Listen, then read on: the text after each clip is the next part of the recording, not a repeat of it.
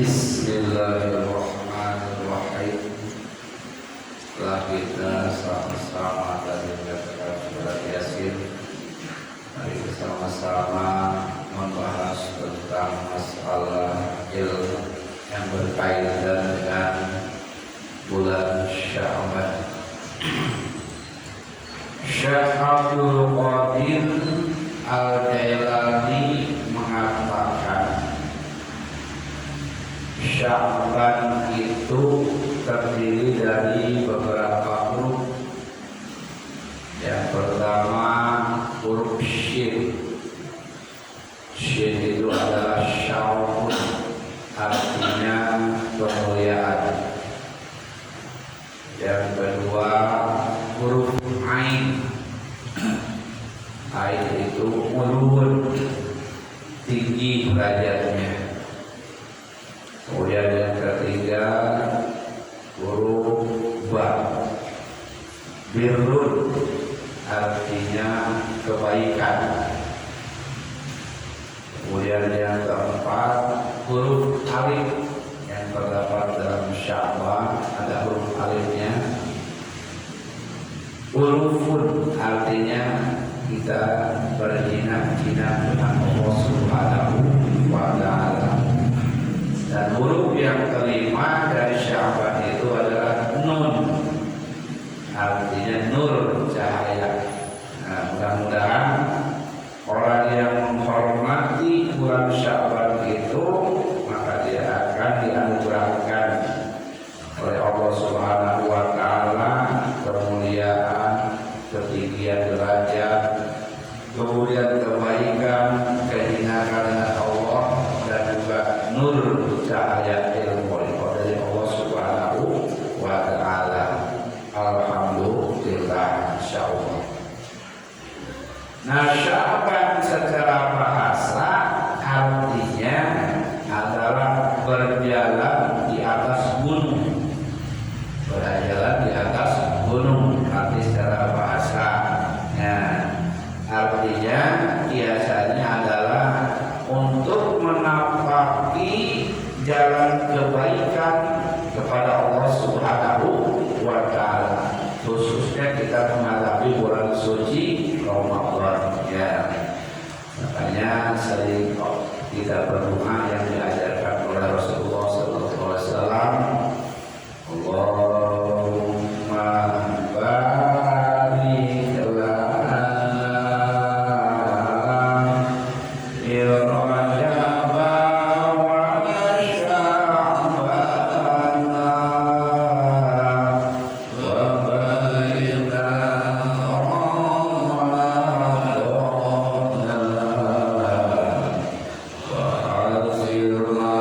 wa akhirna qasidana. Itu doa dari Rasulullah sallallahu alaihi wasallam. Allahumma ya Allah barik lana, mudah-mudahan berkati kami semua fi Rajab, pada bulan Rajab, wa Sya'ban, dan bulan Sya'ban. Sampaikanlah kami kepada bulan suci Ramadan. Yang mudah-mudahan insyaallah kita sebentar lagi akan bertemu dengan bulan suci, yaitu bulan suci Ramadan.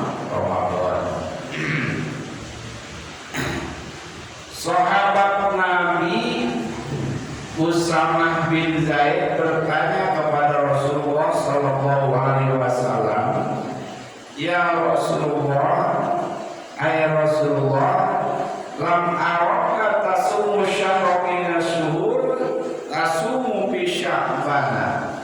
Saya tidak pernah melihat Rasul berpuasa lebih banyak daripada bulan Sya'ban dibandingkan dengan bulan Rajab, bulan awal, bulan akhir, dan lain sebagainya. Yang paling banyak puasa itu Rasulullah di bulan Sya'ban. Ya, saking dekatnya ini sahabat Nabi Usamah bin Zaid terhadap Rasulullah sallallahu alaihi wasallam. Apapun yang dilakukan Rasulullah, dia memperhatikan, dia melihat. Sehingga ditanya, ya Rasulullah, kenapa Rasul paling banyak puasa sunnah di bulan Sya'ban dibandingkan dengan bulan-bulan yang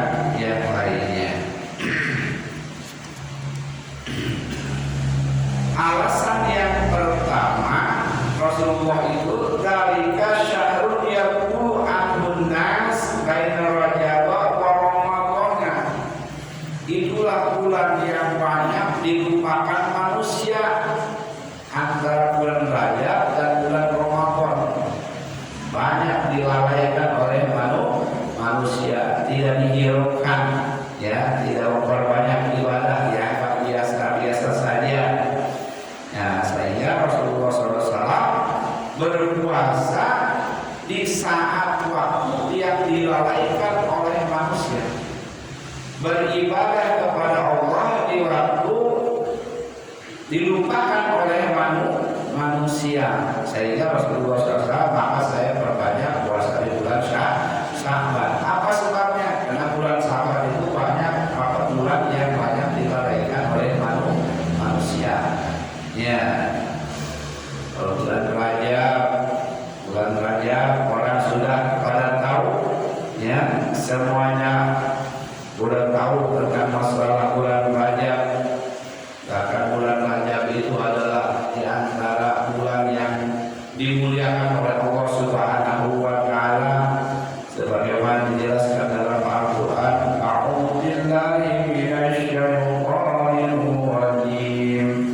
Inna 'iddatash shuhuri 'indallahi 12 syahran.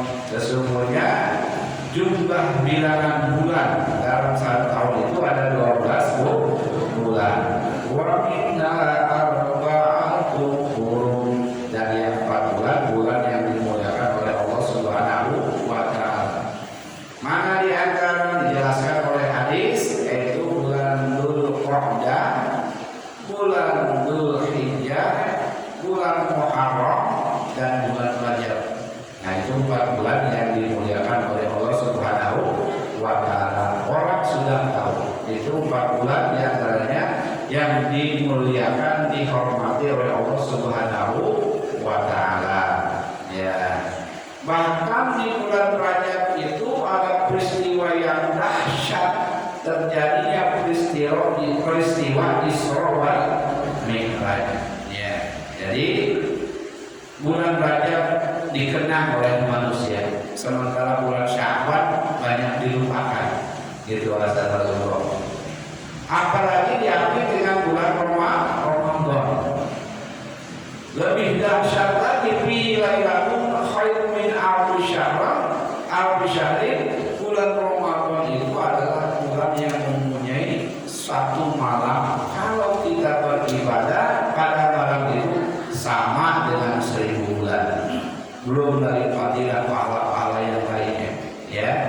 Jadi terjepit antara bulan Rajab dan bulan Ramadan, sehingga bulan Sya'ban banyak dilupakan manusia. Sehingga di situ Rasulullah banyak beribadah, khususnya ibadah sahur. Ya, itu alasan pertama.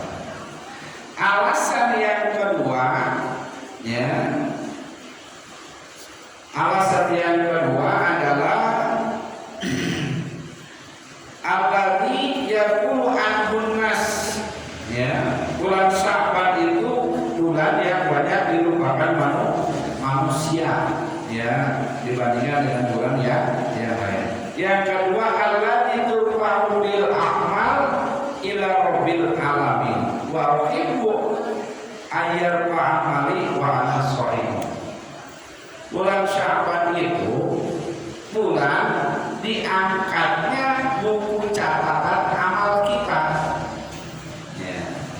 Jadi dari mulai Muharram, Sya'ban, Rabiul Awal, Rabiul Akhir, kemudian Rajab, nah Sya'ban diangkat amal kita. Dari mulai Ramadan sampai bulan Rajab itu diangkat amal kita ke hadapan Allah Subhanahu wa taala. Kata Rasul, ketika amal saya sedang diangkat, dilaporkan kepada Allah, wa uhibbu ayyarfa amali wa ana shaim. Saya suka ketika diangkat saya dalam keadaan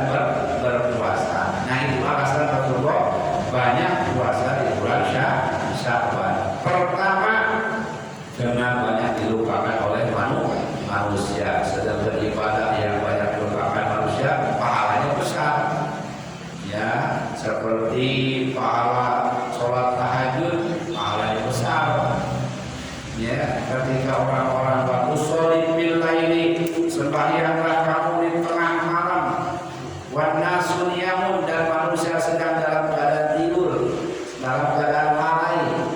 Kemudian kita sholat, nah pahalanya besar. Begitu juga Rasulullah ketika orang-orang melupakan bulan Sya'ban. Nah, orang-orang lalai terhadap bulan Sya'ban, Rasulullah berbanyak puasa, maka pahalanya besar. Yang kedua, karena diangkat amal. Ya, ketika saya diangkat oleh malaikat, dilaporkan kepada Allah Subhanahu wa taala, dan saya suka ketika diangkat amal saya dalam keadaan berpuasa. Itulah kenapa Rasulullah banyak puasa di bulan Sya'ban, ya. Jadi amal. Para hadirin kaum muslimin wal muslimat rahimakumullah, Imam Ibnu Rajab Al-Hambali mengatakan, ya, dalam kitabnya Fathul Bari Syarah Sahih Bukhari, ya, dalam kitabnya, amal diangkat itu 3 kali. Ada amal harian, ada amal mingguan, ada amal tahunan. Jadi proses pengangkatan amal itu 3 kali yang dilaporkan oleh Allah Subhanahu wa taala. Yang pertama, amal harian diangkat setelah sholat asar. Maka sholat asar berjamaah, sholat asar itu pahalanya paling besar sama dengan sholat subuh. Sholat asar itu kenapa? Karena pada waktu asar dan subuh itu pergantian malaikat, ya, yang jaga untuk menilai manusia di alam dunia.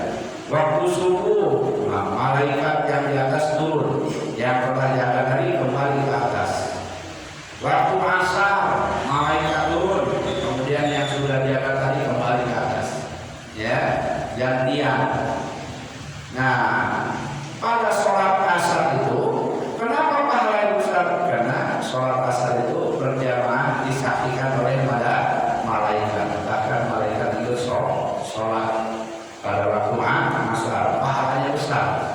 Ya, sholat berjamaah di waktu asar itu pahalanya besar dibanding dengan maghrib, dengan isya, dengan zuhur. Ya. Jadi ketika amal itu, amal harian itu pada hari Kamis, ya, hari Kamis diangkat oleh Allah Subhanahu wa taala. Maka Rasulullah SAW suka puasa hari Kamis, Senin Kamis, ya. Nah, Kamis apa? Kalau hari Seninnya hari kelahirannya, sehingga beliau puasa. Kalau untuk hari Kamis itu adalah dia dalam keadaan puasa ketika amalnya diangkat. Nah, itu untuk amal mingguan diangkatnya pada hari Kamis, ya, hari Kamis. Nah, setiap hari Kamis beliau puasa. Nah, itu sunnah. Ketika saya diangkat amal saya ke atas, saya suka saya dalam keadaan puasa. Saya beliau ada puasa hari Kamis. Ya. Amal harian setelah sholat asar, amal mingguan setelah hari Kamis, Jumat, Sabtu, Minggu, Senin, Selasa, Rabu, Kamis disetorkan oleh malaikat, sehingga Rasulullah SAW berpuasa pada hari Kamis. Ya. Dan yang ketiga, amal tahunan. Amal tahunan itu diangkat pada bulan Sya'ban. Ya. Jadi pada bulan Sya'ban, jelasnya pada nisfu Sya'ban. Maka kita disunahkan puasa pada tanggal 15 nisfu Sya'ban. Bahkan dari mulai tanggal 1 Rasulullah sampai tanggal 15 puasa. Ya. Kenapa? Karena di bulan Sya'ban itu bulan diangkatnya amal. Soimun, saya suka ketika amalku diangkat, saya dalam keadaan berpuasa. Ya. Jadi kembali lagi, amal harian diangkat setelah sholat asar, amal mingguan diangkat setelah hari Kamis, dan amal tahunan pada bulan Sya'ban. Pada saat amal harian, buku catatan amal dilaporkan kepada Allah Subhanahu wa taala. Allah Subhanahu wa taala bertanya kepada malaikat. Bertanya bukan Allah tidak tahu, tapi untuk memperjelas, ya, untuk memperjelas jawaban-jawabannya. Intinya seperti guru bertanya kepada muridnya, bukan berarti guru tidak tahu, ya, hanya mengetes coba supaya ada penasaran, ya. Sehingga Allah bertanya kepada malaikat, malaikat, ketika engkau bawa buku catatan amal harian, mereka sedang apa? Oh, mereka sedang sholat berjamaah bersama kami. Ya, jadi sholat berjamaah pahalanya besar, disaksikan oleh malaikat. Gitu. Kemudian malaikat melaporkan amal yang mingguan, ditanya oleh Allah Subhanahu wa taala, "Hai malaikat, ketika kau bawa buku catatan amal ini kepada kami yang agung, mereka sedang apa?" Mereka sedang berpuasa. Ya, pada hari Kamis mereka sedang berpuasa. Nah, itu alasannya. Kemudian juga ditanya, malaikat, ketika kamu bawa catatan amal hambaku itu pada bulan Sya'ban, mereka sedang apa? Mereka sedang puasa. Ya. Ahabba ayyul amali wa ana shaimun. Mereka suka ketika amal diangkat dalam keadaan berpuasa. Ya. Kemudian apakah mereka sudah tahu tentang surgaku? Belum pernah ke surga. Apakah mereka sudah merasakan panasnya nerakaku? Belum pernah. Apakah mereka sudah pernah melihat aku? Tidak pernah. Kata Allah, ternyata mereka sudah ada maqam ihsan. Ya, udah pada masuk kepada maqam ihsan. Ada ihsan, ada Islam, ada iman, ada ihsan. Ya, sudah masuk kepada maqam ihsan. Anta mudallah karena kataruhu fa ilam takun taruhu fa innahu ya'uka. Beribadahlah kamu kepada Allah seolah-olah kamu melihat Allah. Fa ilam takun taruhu, kalau seandainya kamu tidak terbukti tidak bisa melihat Allah, fa innahu ya'uka, sesungguhnya kamu merasakan bahwa kamu ibadah diperhatikan oleh Allah Subhanahu wa taala. Itulah maqam Islam, maqam ihsan. Ihsan itu biasanya terjadi pada puasa. Pada orang puasa. Orang puasa nih, ya, walaupun ketika berwudu dia menghirup air sedikit, ya, tidak ada orang yang tahu, tidak berani. Kenapa? Diperhatikan oleh Allah Subhanahu wa taala. Itulah ihsan. Jadi walaupun tidak ada yang tahu, kalau dia melanggar, ya, kalau dia melanggar, berarti dia merasa diperhatikan oleh Allah Subhanahu wa taala. Begitu juga sholat. Kalau sholatnya sedang ihsan, ketika takbir Allahu Akbar, tidak berani dia melihat ke atas seperti ini, tidak berani dia garuk-garuk seperti ini, tidak berani dia nengok kanan nengok kiri. Kalau sudah takbiratul ihram, itulah ihsan. Kenapa? Dia sedang diperhatikan oleh Allah Subhanahu wa taala. Begitu juga orang yang sedang umroh, sedang ihsan. Ketika umroh dia tidak berani mencabut bulu hidungnya, ketika sedang umroh dia tidak berani mencabut rambutnya, ketika umroh dia tidak berani mencabut bulu di atas pohon kayu, dan juga ketika umroh tidak berani membunuh binatang. Kenapa?